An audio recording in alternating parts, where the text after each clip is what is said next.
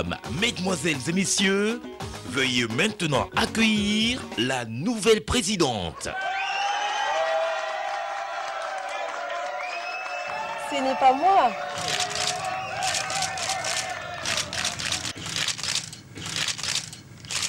C'est elle.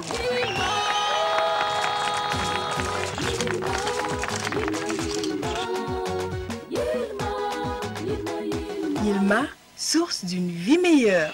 Véritable source de vitalité, Yilma est une eau minérale naturelle et pure, soigneusement extraite des profondeurs des nappes aquifères saines et naturelles protégées de Koubri. Yilma est traitée rigoureusement en respect des normes internationales d'hygiène et de sécurité dans nos laboratoires ultra performants pour vous garantir une eau minérale de qualité irréprochable. Yilma est disponible en format de 1,5 litres, 0,5 litres et 0,24 litres dans toutes les boutiques.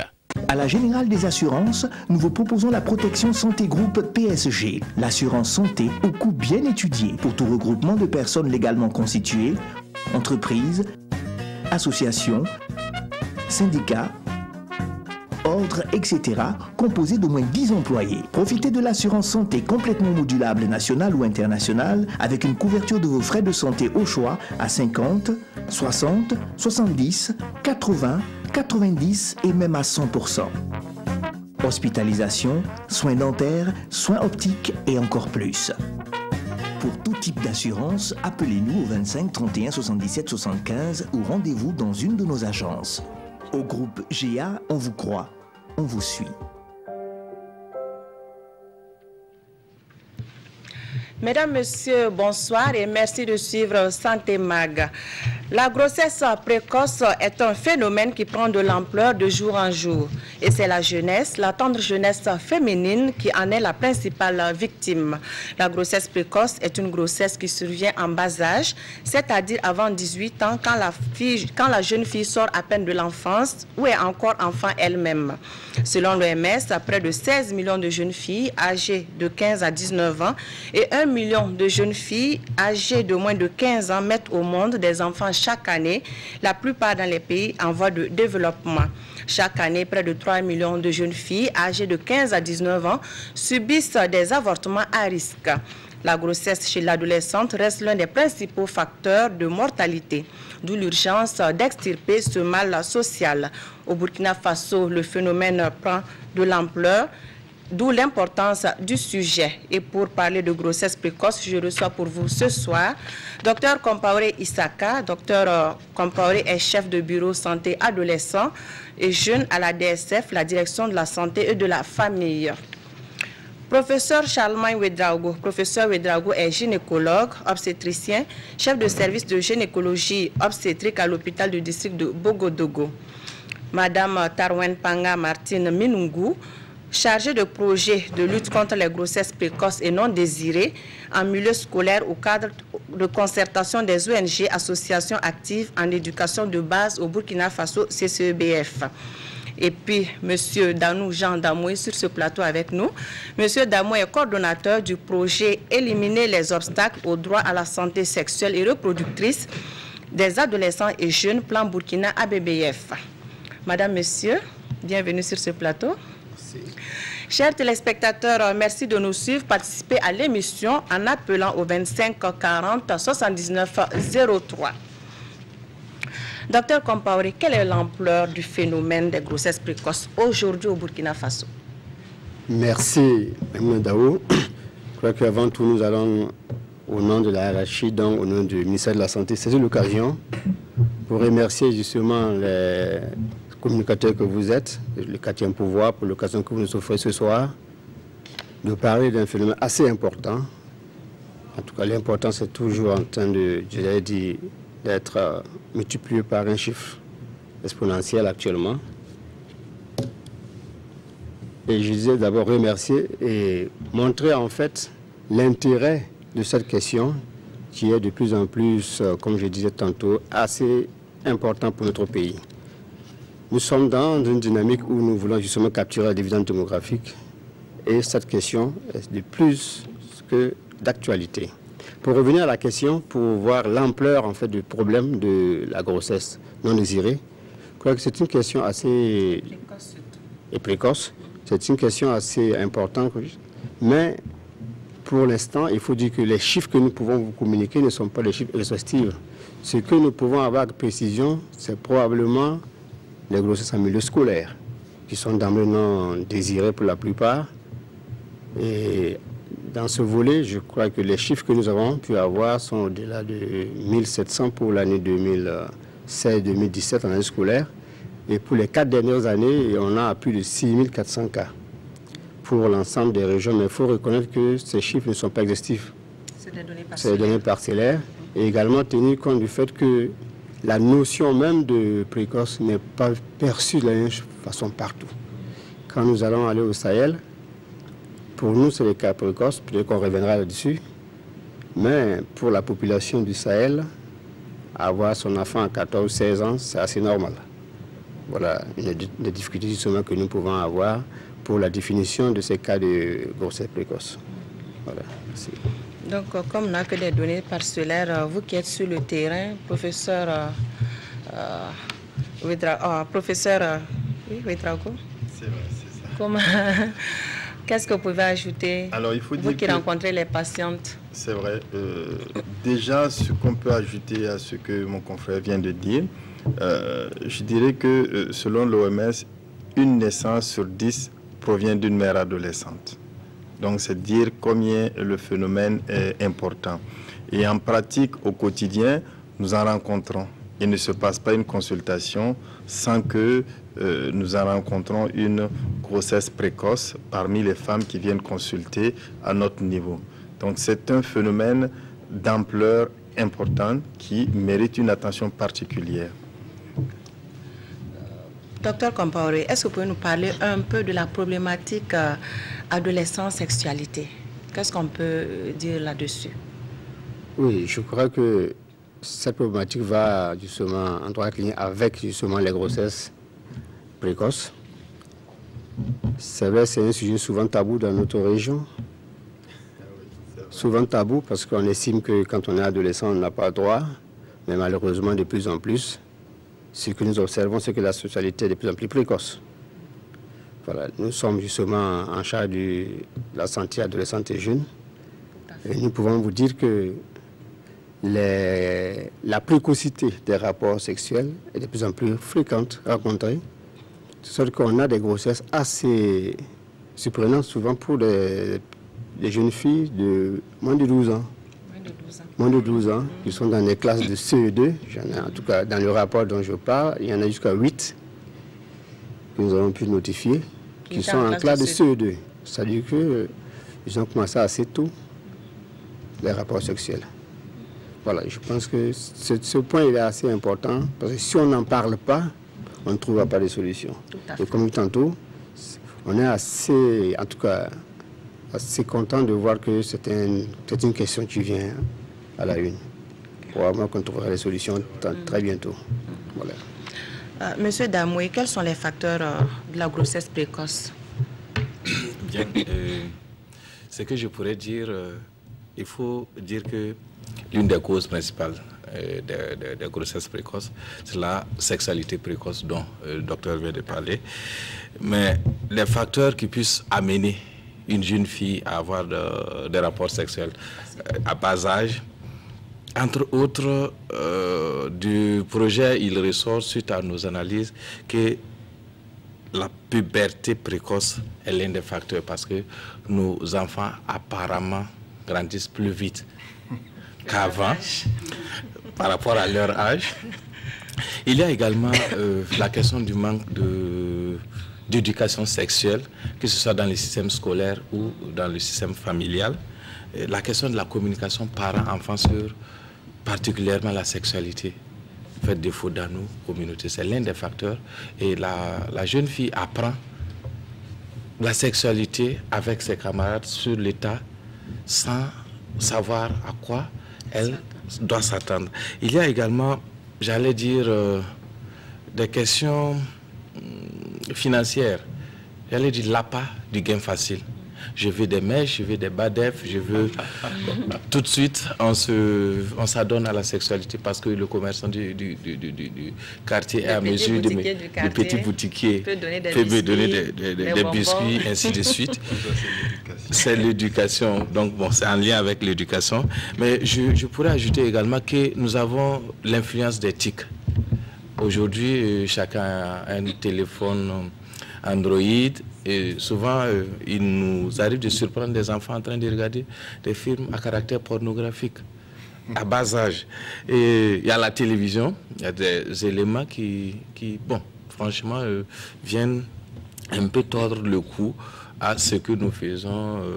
Voilà quelques facteurs. Ben, j'allais peut-être souligner que s'il y a un rapport sexuel précoce, il y a grossesse parce que aussi les jeunes, les adolescents ne se préservent pas. Donc c'est un des facteurs, c'est-à-dire, j'allais dire le refus ou la peur du préservatif est quand même quelque chose que nous pouvons souligner comme un élément qui conduit aux grossesses assez précoces. Le problème des mariages précoces dans nos sociétés, et si on en parlait un peu, Madame Inungu? Bon, il faut dire que le mariage précoce est l'un des facteurs déterminants des grossesses précoces. Et comme le docteur Comporé le disait, parfois on est en face des situations culturelles ou traditionnelles qui font que les filles rentrent vite dans le mariage. Et selon l'enquête multisectorielle réalisée par l'INST en 2016, on a 32,28% des filles âgées de 15 à 19 ans qui sont déjà mariées. Et ces chiffres, on peut peut-être voir de 15 à 17 ans des filles déjà mariées. Dans les régions comme le Sahel, nous avons 51% des filles de 15 à 17 ans qui sont déjà mariées.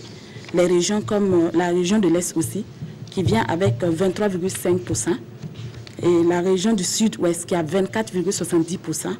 Et la région de la Boukou du Mourou qui a 22,1% et suit les autres régions. Il faut dire que vraiment le phénomène des mariages précoces joue aussi sur les grossesses précoces parce que si l'enfant est déjà marié, ça veut dire qu'il est autorisé ou elle est autorisée à tomber enceinte.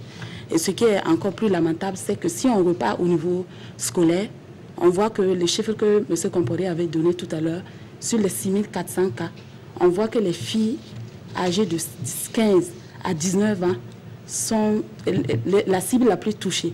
60% des filles âgées de 15 à 19 ans ont des grossesses précoces. Donc, et dans cette tranche d'âge-là, y compris les filles qui sont mariées très tôt. Il y a aussi des garçons qui sont mariés très tôt. Tout à fait. Voilà, donc surtout dans la région des Peuls, du Sahel. Aujourd'hui, les grossesses précoces constituent une préoccupation dans la province du Kouri-Tenga. Tous les établissements de la province sont touchés par le phénomène. Les chiffres parlent d'eux-mêmes et les contestations par rapport à la paternité font légion. L'association burkinabé pour le bien-être familial ABBF a fait de la lutte contre les grossesses précoces dans cette province son cheval de bataille. Césaire Carrefour et Lazare Pouya pour le reportage. Les grossesses précoces. Voilà un sujet dont on parle peu, mais qui fâche au niveau des communautés. Pourtant, la situation des grossesses précoces est préoccupante. Dans la province du Kouri-Tenga, par exemple, le phénomène est perceptible. En 2016, on a eu à effectuer des recensements, surtout dans les établissements de Koupéla seulement. Et on a enregistré 129 cas de filles qui sont tombées enceintes. Ma grossesse a été une grossesse non désirée. Mais ce que j'ai à dire à mes soeurs qui ont moins de 15 ans, c'est d'éviter d'avoir des rapports sexuels non protégés. L'ABBF, l'Association burkinabé pour le bien-être familial, antenne régionale de Koupéla, une structure qui s'investit pour le bien-être des populations, a également enregistré des cas de grossesse précoce. L'année dernière, à cette même période, nous avons enregistré 96 grossesses précoces en milieu jeune, exclusivement dans les établissements de la commune de Koupéla. Et c'est à l'occasion de ce constat-là que nous avons organisé une marche silencieuse pour dénoncer ces situations. Pour cette année, nous n'avons pas encore le cumul des résultats, mais déjà pour le premier trimestre 2017, au niveau de notre service, nous avons enregistré déjà une vingtaine de cas. Pascaline, Hortense, Albertine, la liste est longue de celles qui ont été victimes des grossesses précoces et non désirées avant l'âge de 15 ans. Aujourd'hui mère de famille, étant toujours enfant. Je n'ai pas voulu, mais comme c'est arrivé, on ne peut rien faire. Et puis, bon, c'est pas facile pour nous en tant qu'élèves. Sur le plan scolaire, c'est pas, bon, c'est difficile pour suivre les études. J'ai pris ma grossesse quand j'avais l'âge de 14 ans, mais j'ai accouché quand j'avais 15 ans.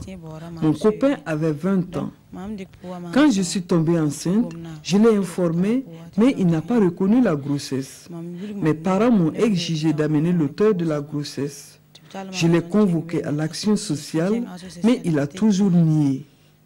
Pendant ma grossesse, mes parents m'ont chassé de la cour et j'ai eu le domicile chez une amie. Les conséquences des grossesses précoces sont nombreuses et parfois affectent de façon irréversible la victime. Pourtant, la BBF dispose d'un personnel qualifié pour accompagner les populations, d'un espace jeune pour la sensibilisation et d'une clinique. Pour la jeune fille scolarisée, c'est une perturbation du processus scolaire qui apparaît. Au niveau familial, vous connaissez que dans le milieu moiran en général, on demande à ce que la jeune fille quitte le domicile parental et ça, disons, aggrave encore la situation de vulnérabilité de la jeune fille. Il y a également les jeunes pères aussi dont il faut parler, qui deviennent pères précocement, qui ont parfois tendance à aller chercher, à abandonner les études pour rechercher des revenus, pour pouvoir subvenir à cette question de grossesse. Sur le plan social aussi, avec les critiques des gens, c'est pas facile, quoi. Quand moi-même j'ai pris ma grossesse, ça n'a pas été facile, surtout à la maison. Il y a eu des difficultés, les parents n'arrivaient pas à accepter. Mais lorsqu'il a reconnu qu'il était l'auteur de la grossesse et qu'il a assumé ses responsabilités, tout s'est calmé. La BBF, antenne régionale de Kupela, travaille en synergie avec l'action sociale pour la mise en place d'un mécanisme de médiation afin que les jeunes filles ne soient plus exclues de leur famille. En 2015, on a enregistré 60 cas dans la province de grossesses précoces contestées. Et en 2015, 52 cas. En 2016, 43 cas de grossesses précoces contestées. Et en 2017, au dire de janvier jusqu'à aujourd'hui, on a enregistré 26 cas. La BBF, antenne régionale de Kupela et la direction provinciale de la femme, de la solidarité nationale et de la famille mènent des activités de sensibilisation, des causeries éducatives et apportent des appuis conseils. L'objectif étant de contribuer à réduire le nombre de grossesses précoces dans les 227 villages que compte la province du Kouri-Tenga. Le RAJS, le Réseau africain de jeunesse, santé et développement, est une structure qui se distingue également sur le terrain de la lutte contre les grossesses précoces au Burkina Faso. Des actions de sensibilisation sont menées partout dans le pays. L'offre de services ainsi que le plaidoyer occupent une place de choix parmi ces actions. Césaire Carrefour, Lazare Pouya.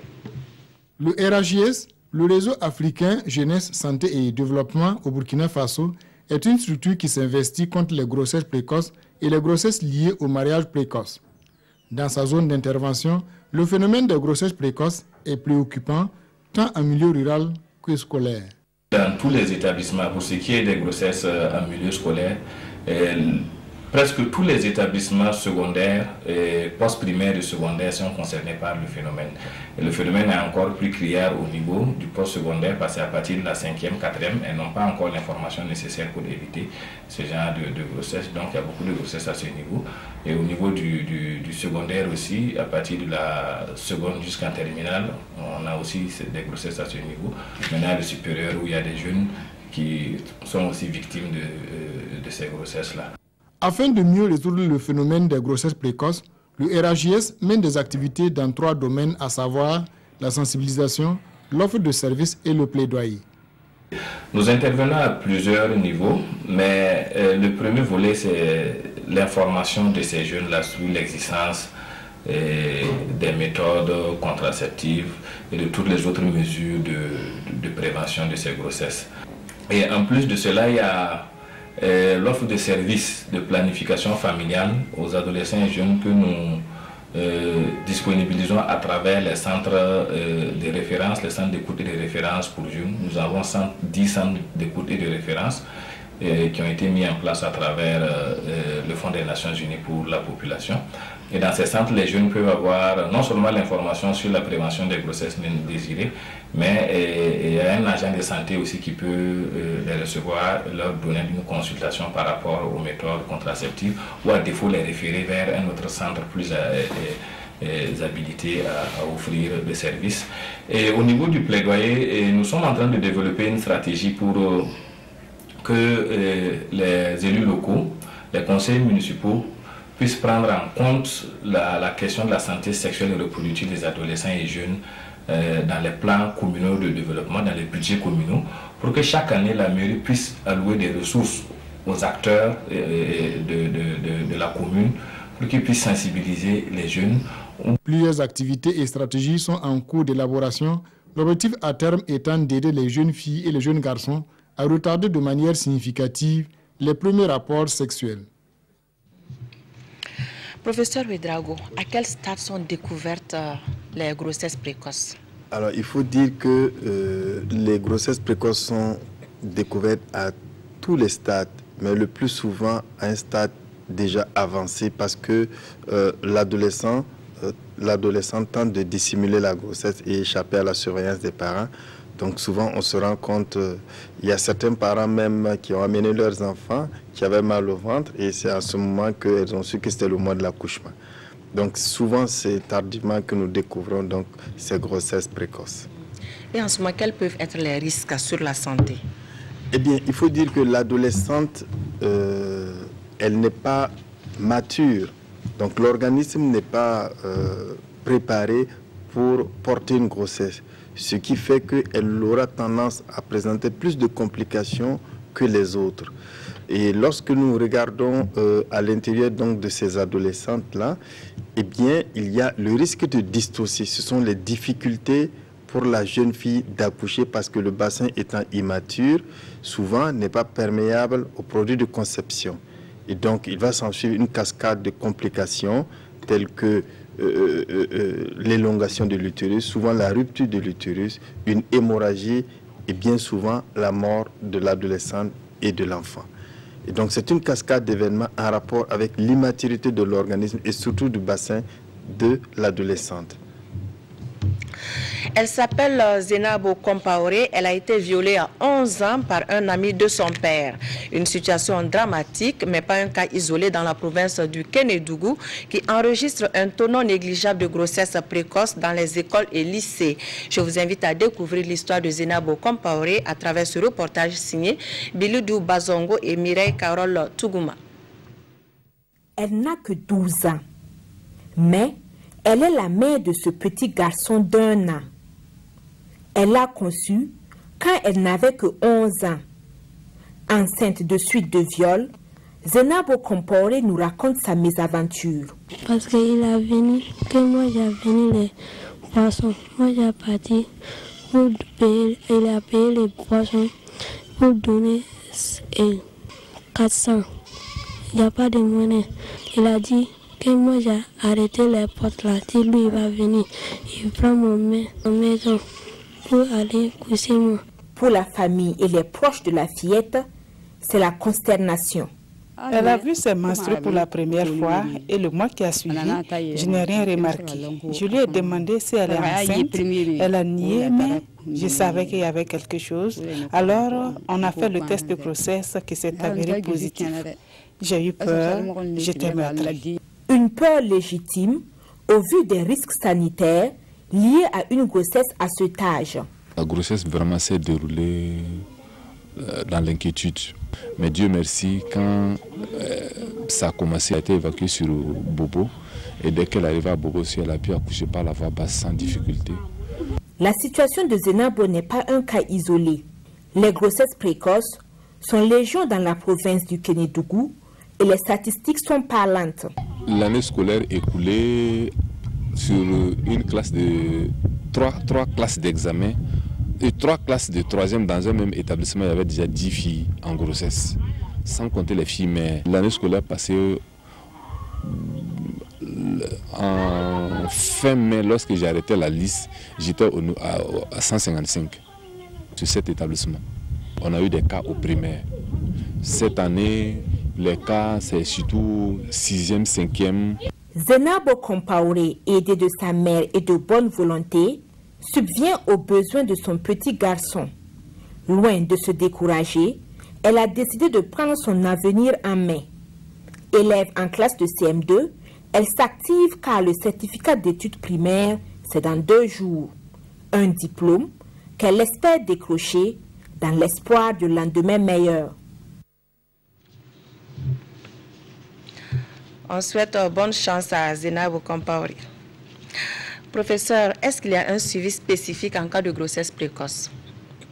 Alors, en cas de grossesse précoce, il y a quand même un suivi spécifique parce que nous avons affaire à une personne immature et on va simplement déjà appliquer la politique de l'OMS qui est de multiplier les contacts avec cette personne, notamment une visite mensuelle, ce qui permettra d'avoir toutes les opportunités pour lui offrir un paquet de services pour prévenir non seulement un certain nombre de difficultés et travailler sur la psychologie donc de l'adolescente afin qu'elle puisse porter la grossesse et mener à terme et également préparer l'accouchement à un certain moment.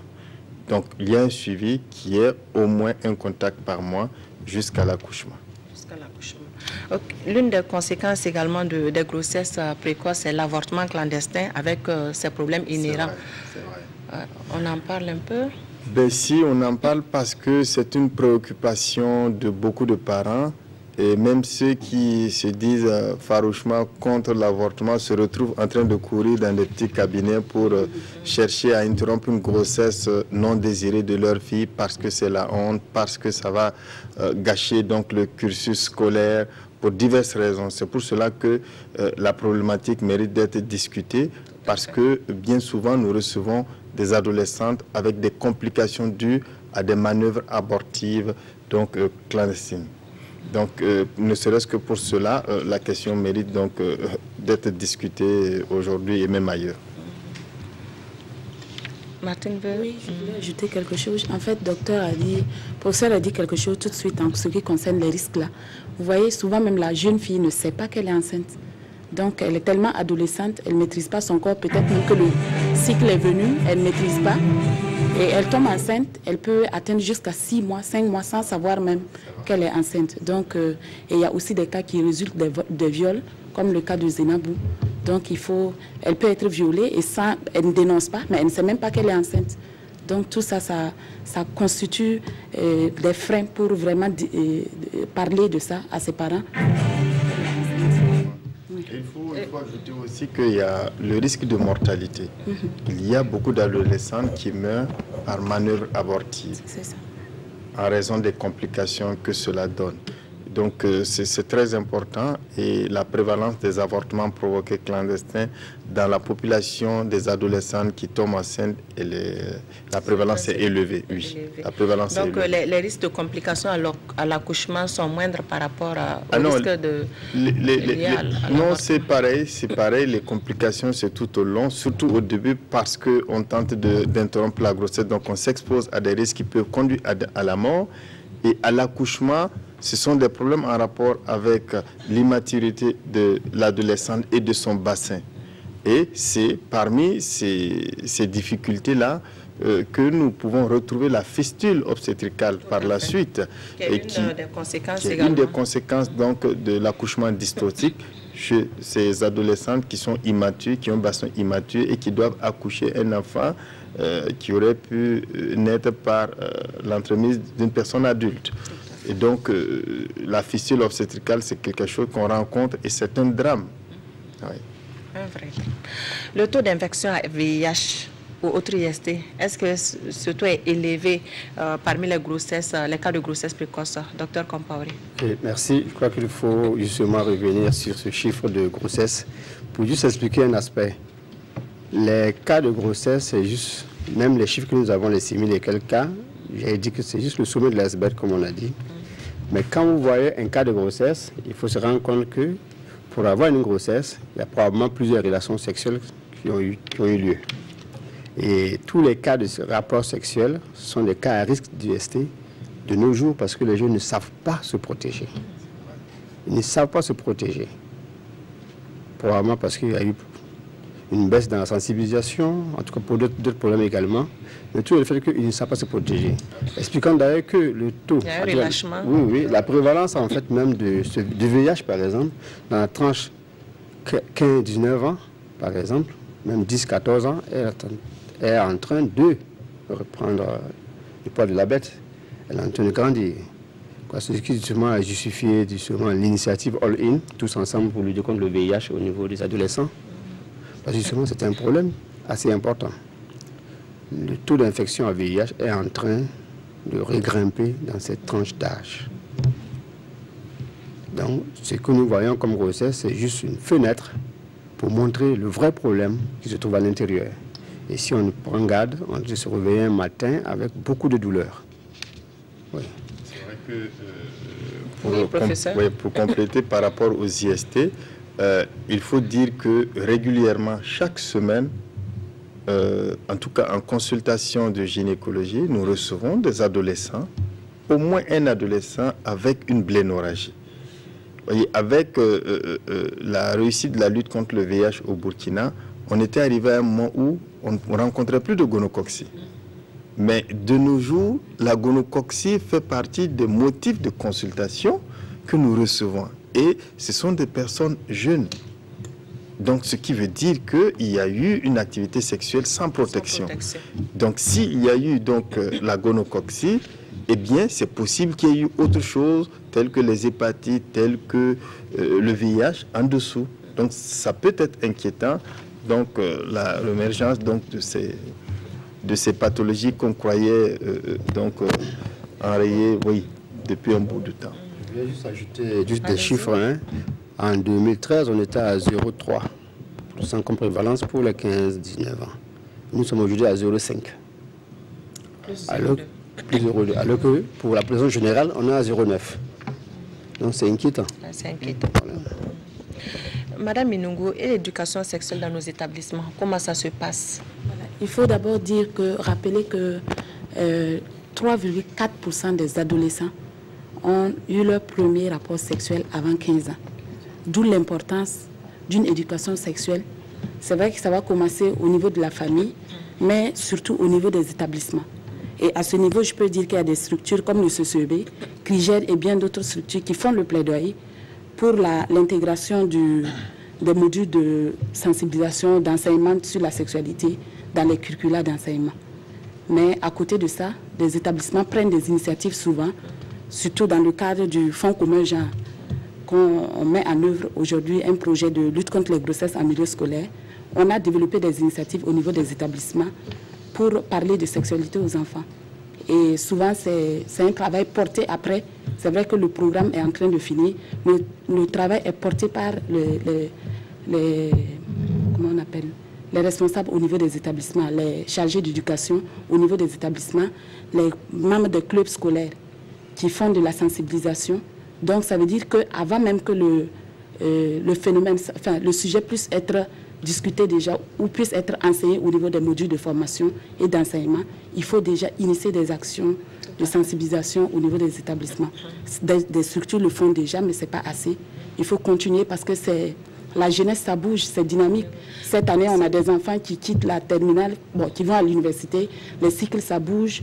Donc, plus on a des enfants, plus il faut continuer. Donc, ça veut dire qu'il faut que ce soit permanent et continuel.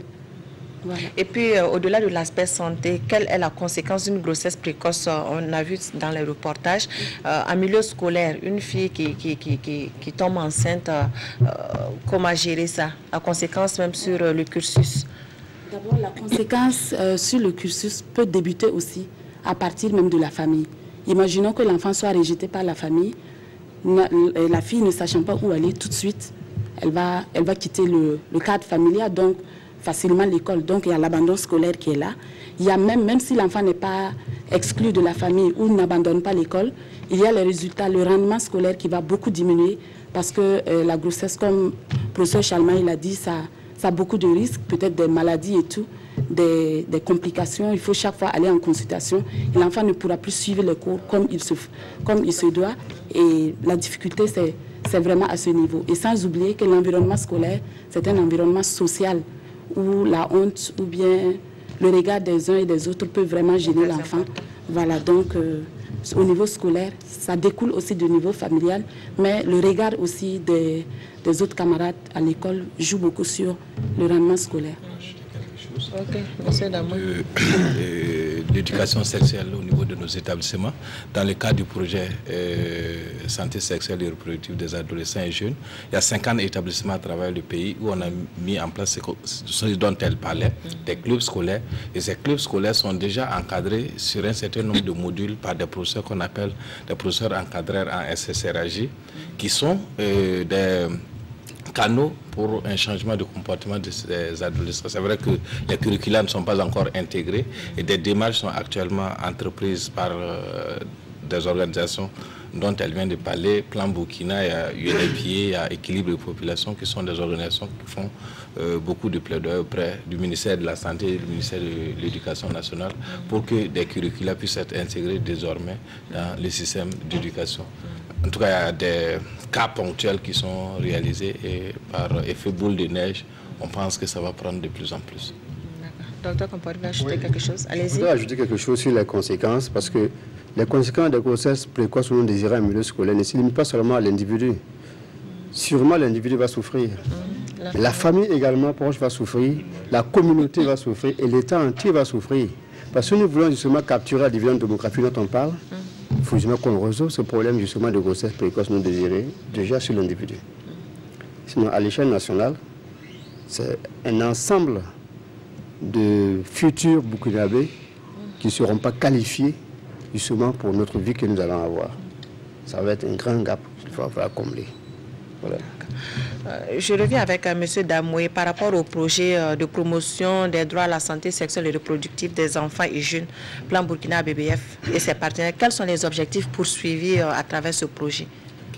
Bien, il faut dire que le but ultime du projet, c'est de réduire les grossesses précoces et les grossesses non désirées chez les adolescents et jeunes. Ça, c'est le but ultime. Et à travers ce but, il y a un certain nombre d'actions que nous entreprenons pour atteindre ce but, à savoir l'offre d'éducation sexuelle dont je viens de parler, l'offre d'une éducation sexuelle complète à nos adolescents et jeunes, que ce soit dans le milieu scolaire ou dans le milieu familial.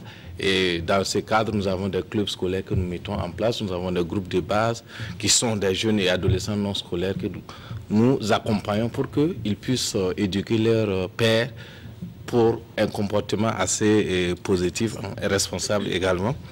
Il faut également dire qu'il y a le mécanisme dont je parlais pour quand même qu'au niveau national, on puisse développer des stratégies pour que notre jeunesse, le futur du Burkina, ne soit pas minée par ce phénomène. Il y a aussi qu'il faut dire que on a mis en place une plateforme assez... vous avez parlé tantôt de RAGS, qui est un des partenaires du projet, et à l'AEJTB, qui est l'association des enfants et jeunes travailleurs, qui mobilise les jeunes non scolaires. Il y a également AFAFSI, qui est le partenaire qui mobilise les jeunes qui... Beaucoup de personnes travaillent, beaucoup de structures travaillent dans la lutte contre les grossesses précoces. Absolument, absolument. Donc l'objectif ultime du projet, c'est de réduire les grossesses précoces et non désirées chez les adolescents et jeunes. D'accord. Docteur Compaoré, au niveau du ministère de la Direction de la Santé et de la Famille, quelles sont les actions développées pour une promotion de santé sexuelle et reproductive de l'adolescent et des jeunes? Ok, merci pour cette question. Il a dit que la question est assez bien perçue par les autres autorités et déjà au niveau du ministère de la Santé, donc au niveau de la DSF, la Direction de la Santé et de la Famille, il y a un bureau spécifique uniquement pour cette question, le bureau en charge de la santé des adolescents et des jeunes. Il y a un document de base, c'est le deuxième, j'allais dire. Le premier, c'était le 2004-2008, un plan stratégique pour la santé des adolescents et des jeunes. Celui actuel, c'est de 2016 à 2020, avec l'ensemble des actions possibles à l'intérieur. Et ce document est également utilisé par nos partenaires, justement pour arriver à, en tout cas je pense, à confédérer en tout cas l'ensemble des actions que nous pouvons mettre en œuvre pour résoudre le problème. Les actions que nous avons également sont aussi au niveau juridique. Il y a par exemple la loi 049 de 2005 sur la loi sur la SR, qui justement stipule que tout individu a droit à la SR. Qu'on soit en couple ou non en couple, on a droit à la SR.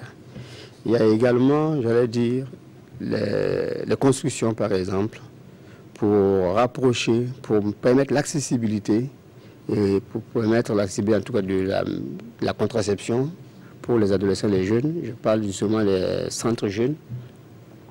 Il y en a en moyenne, je crois, 35 qui sont actuellement construits et fonctionnels, assez fonctionnels parce que la fonctionnalité varie un peu selon les localités. Voilà. Il y a aussi cet effort d'intégration de la SR au niveau des autres formations sanitaires qui existent. C'est vrai que ce n'est pas partout assez bien visible, mais c'est disponible dans l'ensemble du pays. Voilà. Je pense qu'il y a aussi l'action des partenaires, hein, voilà, par exemple, qui sont avec nous sur le plateau, qui sont assez bien visibles et qui sont encouragés.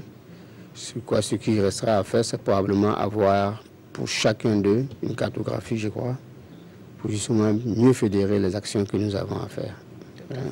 Voilà. Monsieur Damoué, en quoi, parce que votre projet est mis en place, cela fait à peu près 2 ans, non? Est-ce que, en quoi justement le projet a permis de faire avancer les droits à SR des adolescents et jeunes? Bien, dans vos zones d'intervention, bien sûr. Le docteur venait de dire tantôt qu'il y a une trentaine de centres d'écoute qui sont construits. Et le projet s'est rendu compte que beaucoup de centres ne fonctionnaient pas. Et le projet accompagne déjà 8 centres d'écoute. Le bâtiment était là, mais qui n'était pas fonctionnel. Et le projet travaille à doter ces centres d'écoute d'un certain nombre d'équipements, soit techniques ou même des jeux qui puissent attirer les adolescents et jeunes. Il y a, je disais tantôt, on a constaté cette année une légère baisse des taux de grossesse, des nombres de grossesse, j'allais dire, dans les établissements que nous accompagnons, les 50 établissements. Nous avons une moyenne de 15 grossesses par établissement, alors que cette moyenne était autour de 22 l'année passée. C'est vrai qu'il y a certains établissements où le nombre est plus bas et d'autres c'est plus élevé, voilà, de 15 à 22 ans. Donc déjà c'est un résultat... À 22 cas? Oui, de 15 à 22 cas. J'ai dit une moyenne parce que nous avons eu des établissements... J'ai cru entendre âge. Non. 15 à 22 cas. L'année passée, nous avions une moyenne sur les 50 établissements de 22 cas. Et cette année, nous sommes à 15 cas. On peut dire que c'est peut-être une contribution du projet. J'ose croire également que la démarche que nous sommes en train d'entreprendre avec d'autres OSC à l'endroit du ministère de la Santé et du ministère de l'Éducation va porter et que peut-être dans 2 années, on aura l'enseignement sur l'éducation sexuelle dans nos écoles de formation et instituts. Voilà. D'accord. Découvrons à présent les questions des téléspectateurs avec Viviane Tiendrebugo.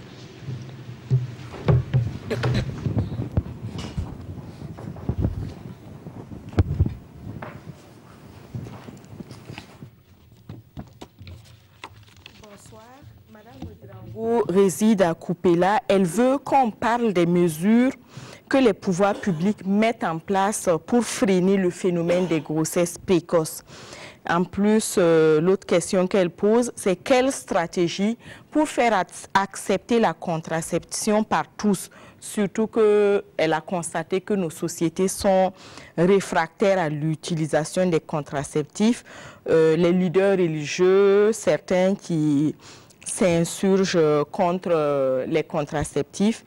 Et sa question, c'est est-ce qu'il faut continuer à promouvoir l'abstinence chez les jeunes au lieu de les guider vers la contraception pour éviter les grossesses précoces? Et l'autre question qu'elle pose, la dernière, c'est à qui revient la gestion des centres jeunes dans les différentes localités où ces centres existent? Bourema Nyambré de Ouarghaï se demande si certaines pratiques religieuses ne favorisent pas les grossesses précoces. Il suggère que l'État travaille à réduire la pauvreté et que l'éducation sexuelle se fasse tôt à l'école. Madame Rebecca Yigo de Bérégadougou pense que la plupart de ces grossesses précoces sont dues à la pauvreté. Elle suggère donc qu'on applique aux auteurs la loi dans toute sa rigueur. Elle interpelle également les parents sur leurs responsabilités. Monsieur Lankwande, qui a appelé de Kaya, est choqué par l'ampleur du phénomène au regard des chiffres qu'il a découverts pendant l'émission. Il préconise qu'on renforce les sanctions contre les auteurs de ces grossesses précoces. Monsieur Herman Ouedraogo de Waïguia veut savoir à quel moment les parents peuvent commencer à parler de sexualité aux enfants, d'éducation sexuelle, pour éviter justement qu'ils ne tombent dans les grossesses précoces. Monsieur Sylvain Kouala, lui, il a appelé de Koudougou. Il est éducateur spécialisé. Il souhaite que l'État finance suffisamment les actions du ministère en charge du dossier, le ministère de la promotion de la femme, pour permettre aux agents d'être plus efficaces sur le terrain. C'est tout pour la première partie des questions des téléspectateurs. Merci Viviane Tiendrebureau.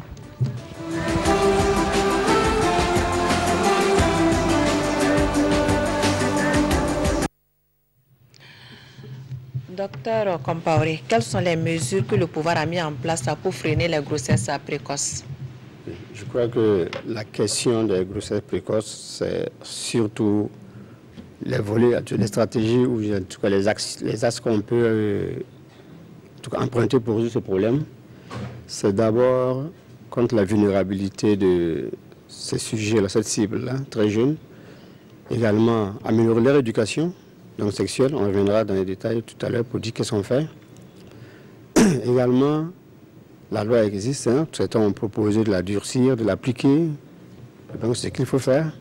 Il y a également l'action que nous avons avec ses partenaires. Les partenaires, d'autres sont sur ce plateau, d'autres ne sont pas sur ce plateau, et qui font des actions assez importantes. Nous avons aujourd'hui contribuer, en tout cas participer avec un de nos partenaires également à valider des documents, des fiches d'enseignement pour les établissements primaires, du CP au CM. Donc il y a autant d'actions qui sont permises. C'est vrai qu'il y a aussi la question d'accès qui est toujours, en tout cas, sur la table avec la gratuité probable des méthodes contraceptives. En tout cas, nous sommes sûrs que les autorités ont à cœur justement cette question et que des réponses adaptées seront là un peu de temps.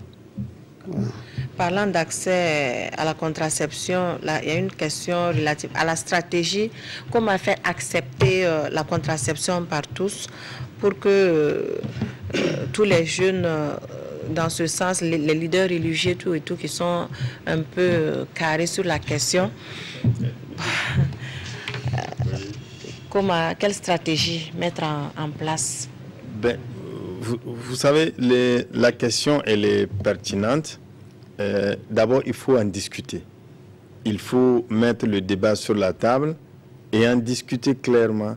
La contraception est incontournable dans l'offre de soins pour l'amélioration de la santé de la famille. C'est très important. Et la contraception a encore plus sa place dans la vie des adolescentes. Et ça me paraît capital. Il faut accepter en discuter. Le ministère de la Santé en discute. Il faudra que, de façon générale, pour les différentes couches socio-culturelles, religieuses et coutumières, on puisse créer un cadre de discussion pour en parler et donner la bonne information sur l'intérêt d'utiliser ces méthodes contraceptives en général. Nous savons tous que les religions prônent l'abstinence. C'est la promotion de l'abstinence. Bon, est-ce que c'est toutes les religions? Est-ce qu'on continue dans ce sens ou alors il faut arrêter et puis trouver d'autres solutions, faciliter l'accès à la contraception? Oui, on ne dit pas que l'abstinence n'est pas bien. L'abstinence est bien quand on y peut. Mais à l'impossible, nul n'est tenu. Mieux vaut quand ce n'est pas possible, il faut accompagner pour éviter les conséquences d'une sexualité précoce et non contrôlée. Donc, nous pensons que toutes les stratégies ont leur place, mais il faut en discuter et selon le contexte, essayer de voir qu'est-ce qu'il faut adapter. Il y a un contexte souvent familial qui permet, avec l'éducation qu'on donne aux enfants, de promouvoir l'abstinence et ça marche. Il y a des endroits où ce n'est pas possible, où c'est peut-être plus difficile l'abstinence, donc mieux vaut utiliser donc la prévention. Prévenir avec quoi? C'est avec des préservatifs, c'est avec des méthodes contraceptives. Donc aujourd'hui, la question, on ne peut pas choisir une formule pour généraliser, mais de façon adaptée et sectorielle selon l'environnement, on doit pouvoir adapter une méthode. Mais il faut en discuter et la contraception a sa place. Ok, allez-y, monsieur Damoué. Parlant de stratégie, le professeur disait tantôt qu'il faut discuter. Et d'ailleurs, dans le cadre du projet, on a mis en place ce qu'on appelle des groupes de soutien, qui regroupent des personnes de ressources dans les villages d'intervention. On a des religieux, on a des personnes de ressources politiques, avec qui nous discutons d'accès à la contraception. Et souvent, on est étonné d'avoir certaines réactions. L'étonnement, c'est-à-dire souvent, il y a des parents qui ne savaient pas que non, c'est pour le bien de leurs filles, leurs jeunes enfants, qu'ils devraient parler, ils devraient accepter un certain nombre de choses, étant donné qu'ils ne pourront pas, ou bien ils ne peuvent pas, ou bien n'arrivent pas à les faire accepter un certain nombre de comportements. Bon. Donc, il y a déjà cette stratégie qu'on est en train d'essayer, qu'on appelle des groupes de soutien, il y a des imams, il y a des prêtres, et autres, bon, pour discuter souvent de certaines questions, afin qu'ils soient des relais dans la communauté. Docteur Compaoré, à qui revient la gestion des centres de jeunes dans les différentes localités? Je crois qu'il y a plusieurs types de centres jeunes. Ce qui est du ministère de la Santé, ce dont je parle tantôt, les 35, ça c'est le ministère de la Santé. En général, ils sont dans les districts, donc ils sont sous la coupe du MCD. Mais il y a aussi des centres jeunes, le centre des groupes pour jeunes, des associations que nous avons sur le terrain. RAJS par exemple, ABBF, MSI, c'est aussi des centres jeunes qui ont aussi un grand rôle à jouer. Voilà.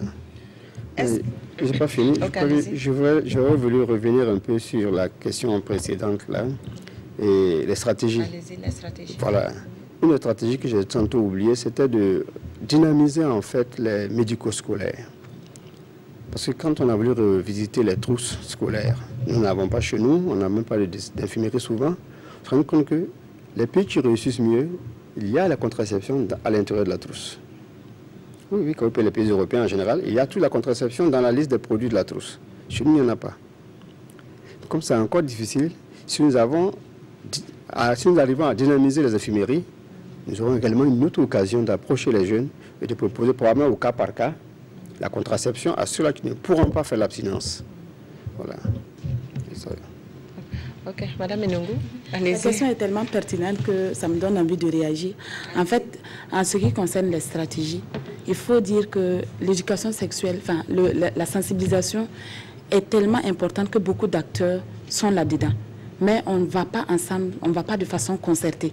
Il est important, par exemple, face aux populations qui sont réfractaires, qui n'acceptent pas qu'on parle de sexualité, ça va dépendre de l'approche que les promoteurs de la santé sexuelle et reproductive vont avoir comme approche.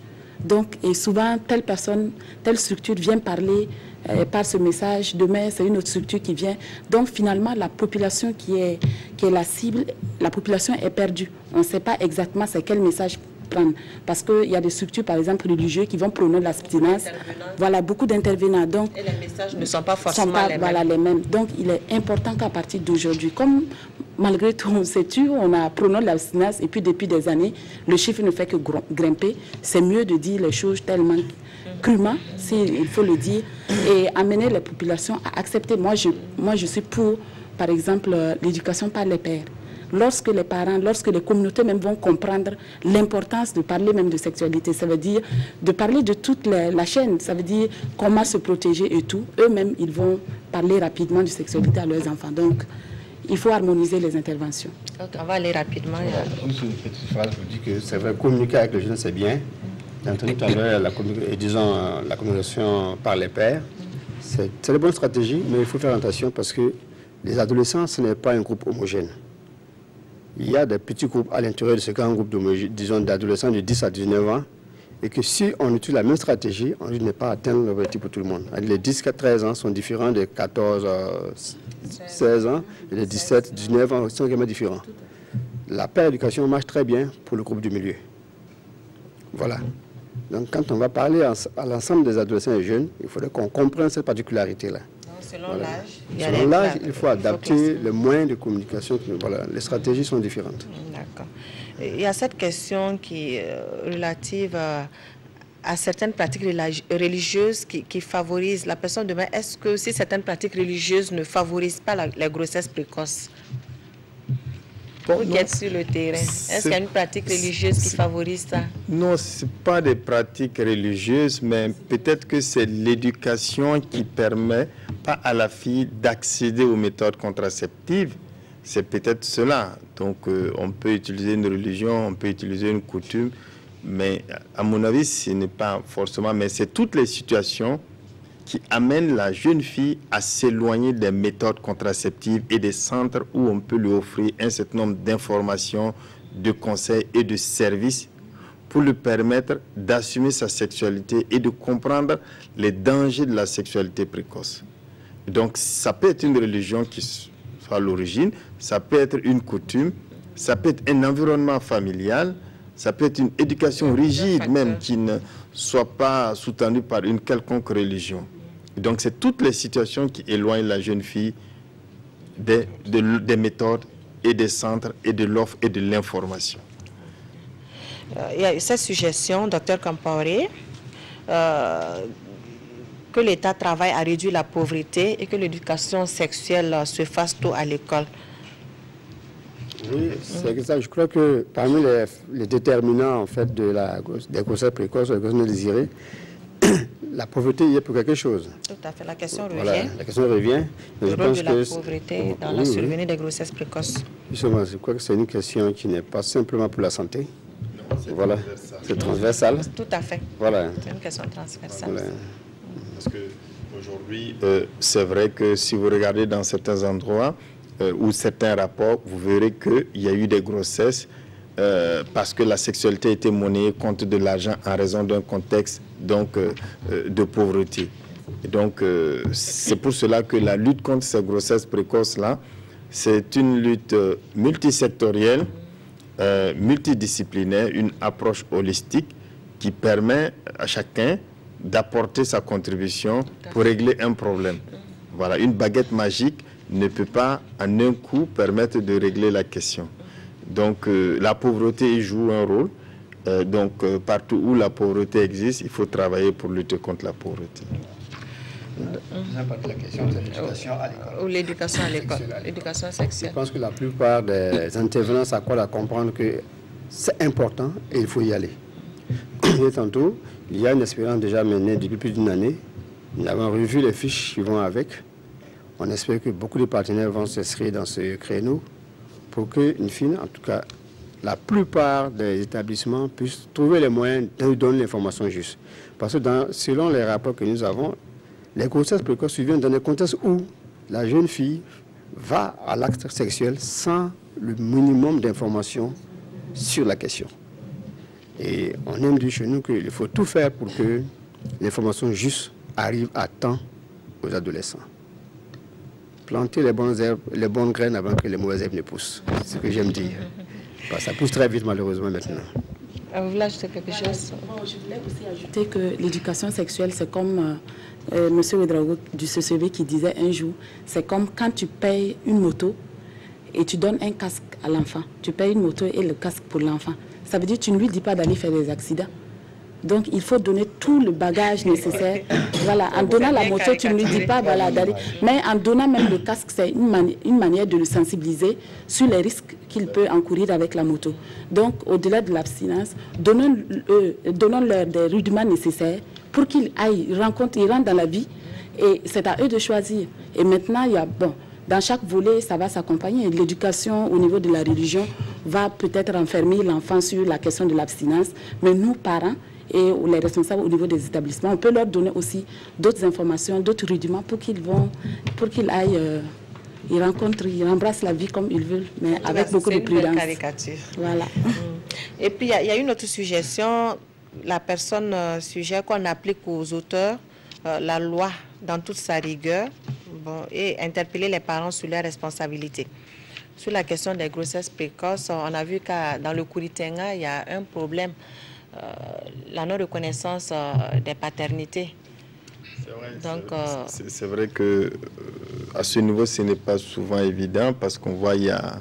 La fille est très jeune, oui. C'est sa parole contre la parole de quelqu'un qui est souvent plus âgé. Et après, il faut suivre une procédure judiciaire avec une assistance de l'État à travers le fonds d'assistance judiciaire qui existe. Ça, je saisis l'opportunité pour le dire. Il y a un fonds d'assistance judiciaire qui existe, mis en place par l'État et qui apporte un soutien donc, à toutes les personnes qui ont des difficultés pour apporter donc, la paternité donc, de l'agresseur, par exemple.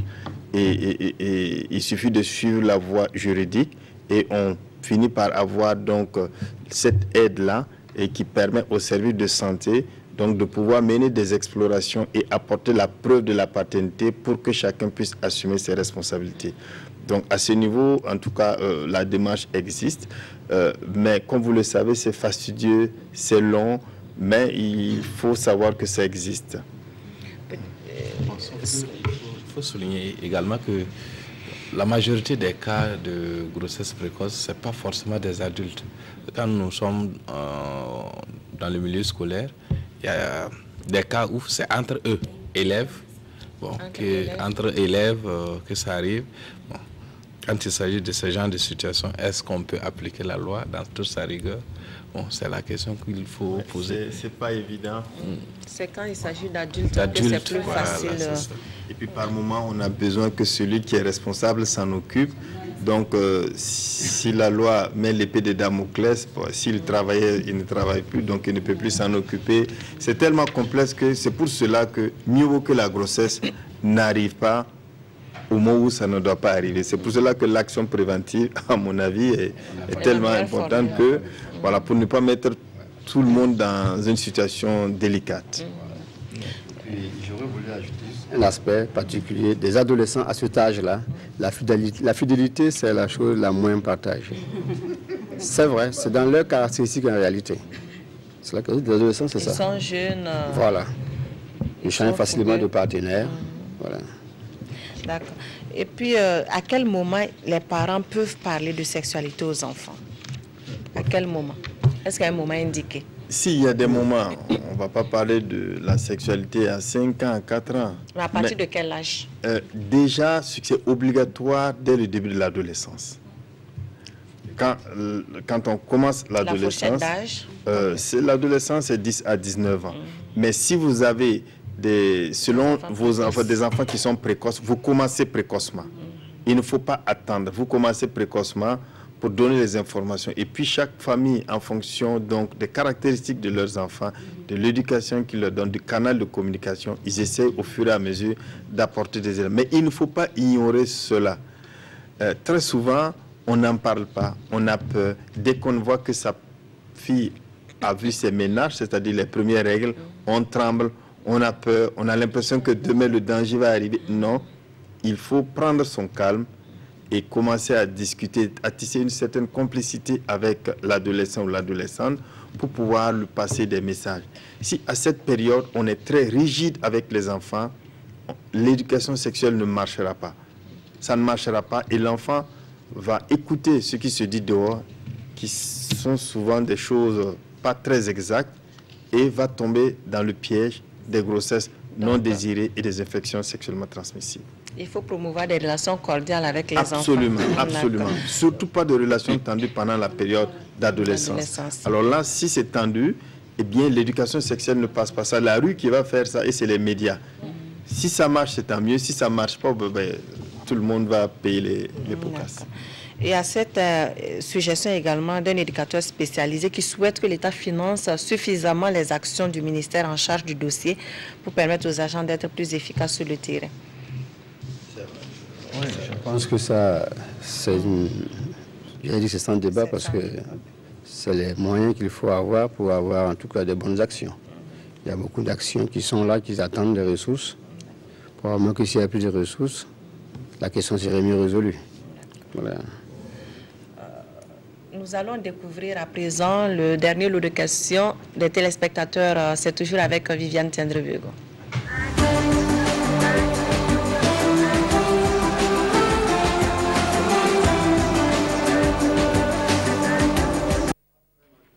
Alors, le téléphone continue de sonner. Nous avons dû arrêter.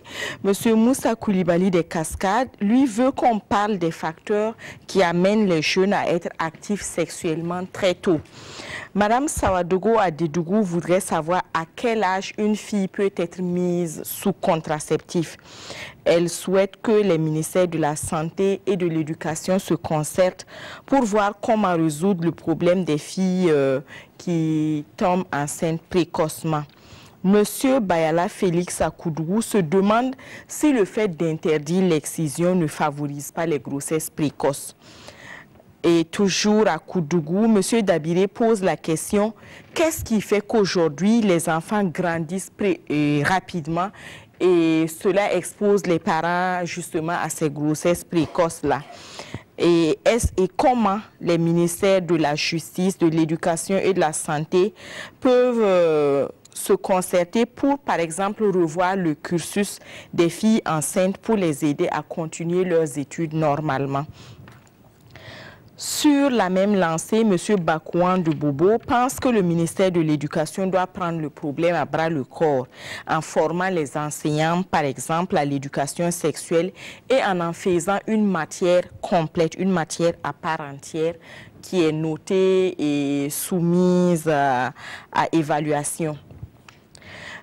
Une téléspectatrice de Wayugia, elle dit qu'elle est contre les contraceptifs pour les jeunes filles parce que on résout le problème des grossesses précoces, mais on expose ces filles-là en faisant une trop grande campagne pour les contraceptifs. On les expose à des maladies sexuellement transmissibles. Et elle prend l'exemple du docteur qui dit qu'il y a un retour de la gonococcie dans certains cas. Et donc, elle motive son désaccord par rapport à l'utilisation des contraceptifs très tôt. Monsieur Adama Guira de Boromo, lui, c'est une suggestion. Il suggère qu'on punisse sévèrement, et même très sévèrement, les auteurs de ces grossesses précoces, surtout dans le cas de Zénabou, qu'il considère comme étant très, très mineur. C'est tout.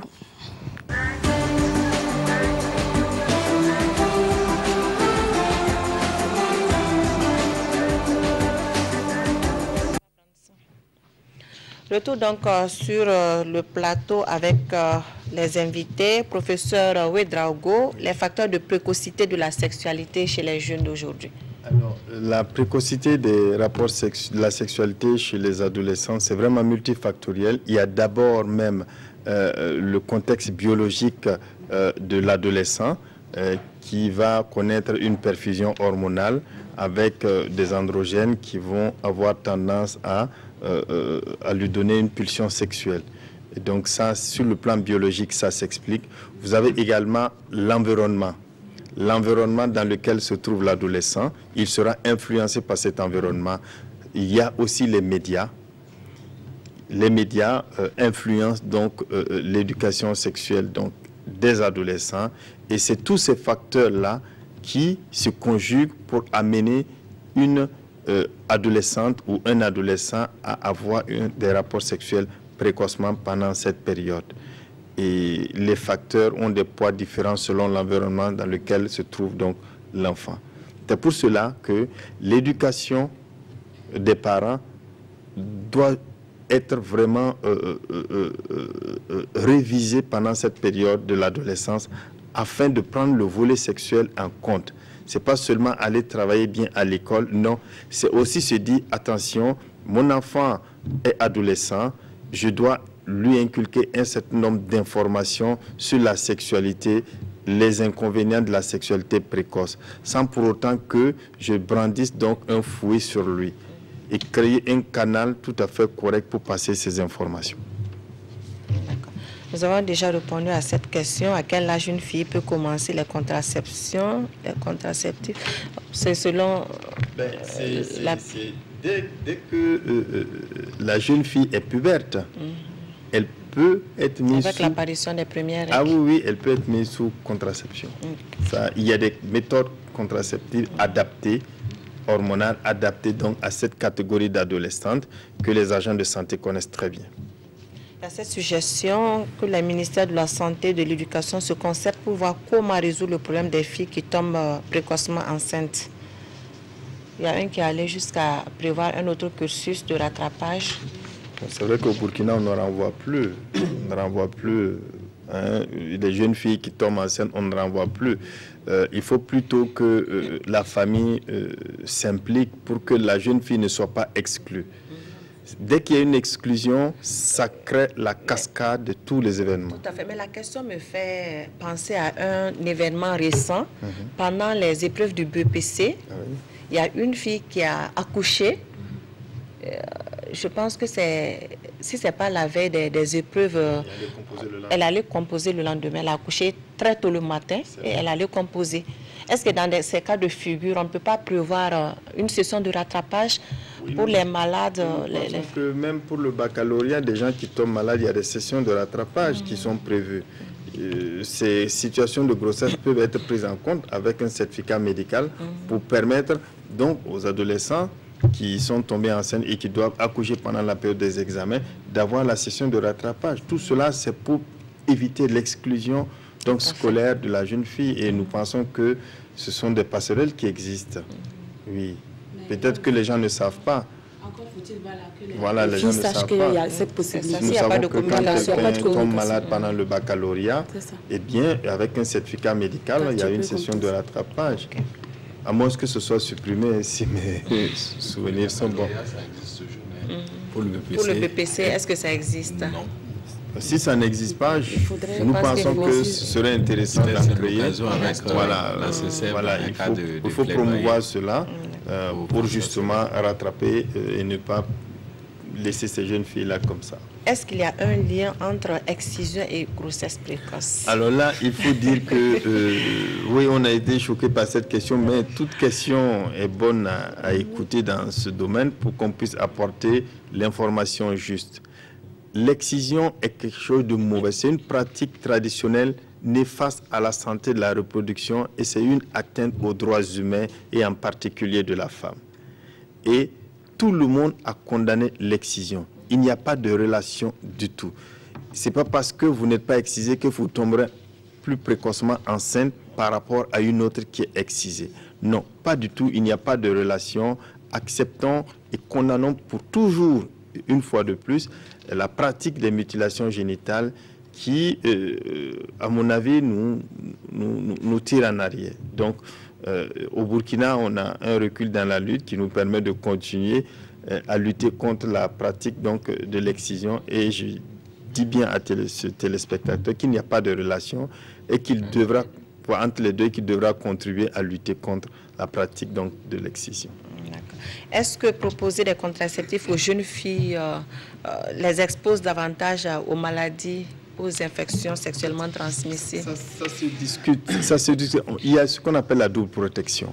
Ce n'est pas parce que vous prenez la pilule que vous n'allez plus porter le préservatif. Ah non, pas du tout. Nous donnons le langage en disant que la grossesse, c'est le moindre mal. Le pire, c'est toutes les maladies qui vont écourter votre vie. Donc, quand on donne les méthodes contraceptives, lorsque la relation sexuelle doit survenir, eh bien, il faut utiliser un préservatif. Et si vous utilisez un préservatif, s'il y a rupture du préservatif, il y a la pilule du lendemain. Et donc, toutes ces méthodes-là existent, mais ce ne sont pas des méthodes qui s'excluent. Ça va ensemble.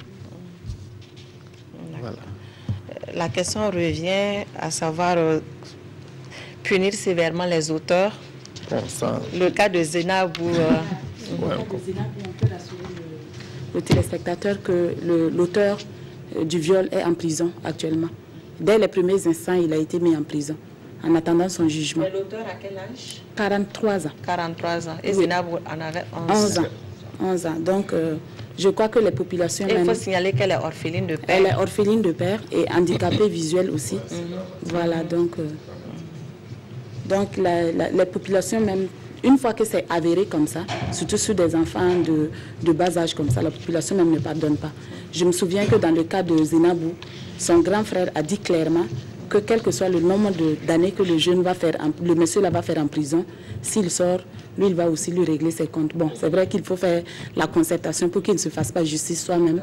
Voilà, et punir vraiment sévèrement ces gens d'auteurs-là.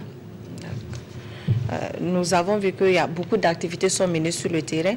Monsieur Damoué, est-ce que vous pensez qu'il y a suffisamment d'appropriation du projet, des activités que vous menez? Est-ce qu'il y a suffisamment d'appropriation par les acteurs du terrain? Oui, nous pouvons dire qu'il y a suffisamment d'appropriation, étant donné que nous faisons beaucoup plus du faire-faire. Madame parlait tantôt de la paire éducation.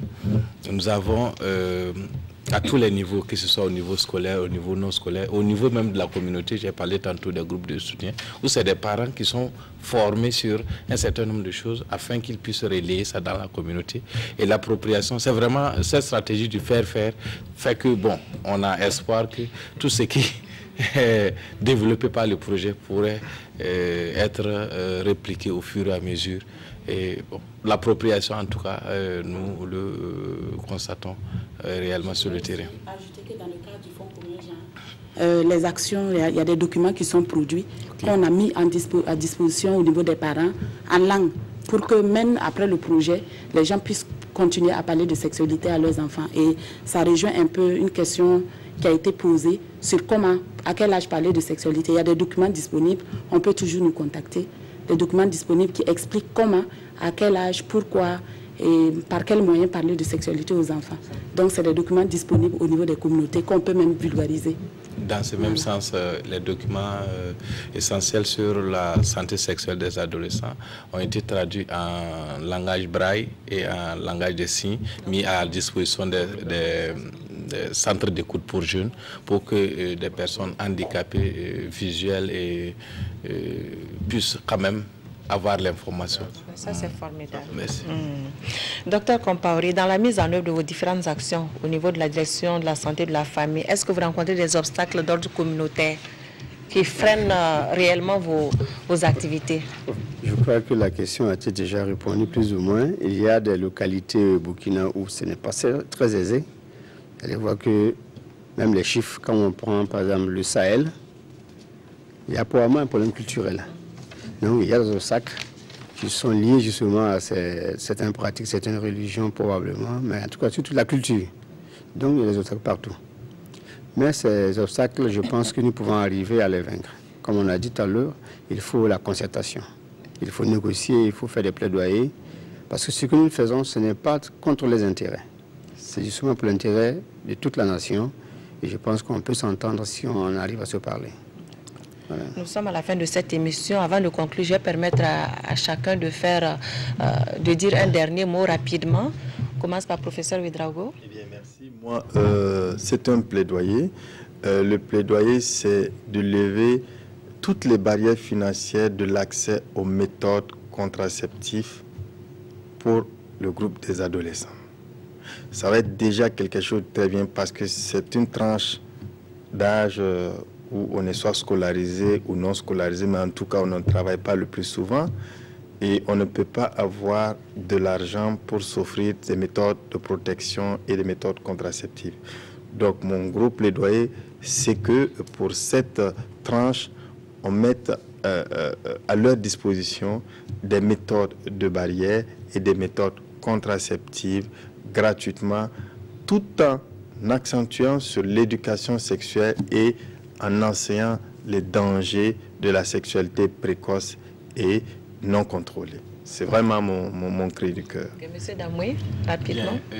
Moi, j'allais peut-être lancer une invite au ministère de l'Éducation nationale et au ministère de la Santé de prendre à bras le corps la question de l'éducation sexuelle complète dans notre système scolaire.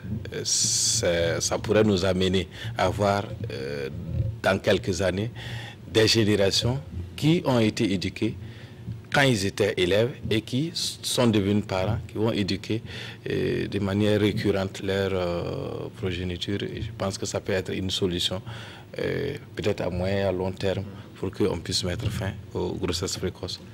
Madame Elengo, moi je voudrais parler aux parents. Je voulais leur dire, n'ayez pas peur de parler de sexualité aux enfants. Il faut vraiment en discuter. Et si vous n'avez pas les moyens pour en parler, si vous ne savez pas quelles sont les méthodes pour utiliser, pour discuter de sexualité aux enfants, il y a des structures qui ont des documents, il y a des structures qui ont développé des approches. Il faut aller parler, il faut aller vers ces structures-là pour avoir tous les moyens nécessaires pour discuter de sexualité avec les enfants, parce que c'est très très important et ça commence au niveau de la cellule familiale. Docteur Comparé. Okay, merci. Pour terminer, je crois que la question a été bien comprise par l'ensemble des partenaires, l'ensemble des acteurs. C'est connu, c'est un problème. Également, des solutions sont connues. Je crois qu'il reste surtout à les mettre en œuvre. Et je vais finir, juste, comme le temps est assez bref, en citant juste un de nos professeurs, professeur Joseph Kizerbo, je vais citer, qu'une société qui renonce à prendre en charge sa jeunesse et à la doter des outils d'une promotion optimale enterre son propre avenir. C'est une société suicidaire. Et j'ose croire que le Burkina ne sera pas suicidaire. Merci. Mesdames, Messieurs, c'est bien la fin de cette émission. Merci de l'avoir suivi. Bonsoir et à bientôt pour un autre numéro de Santé Mag.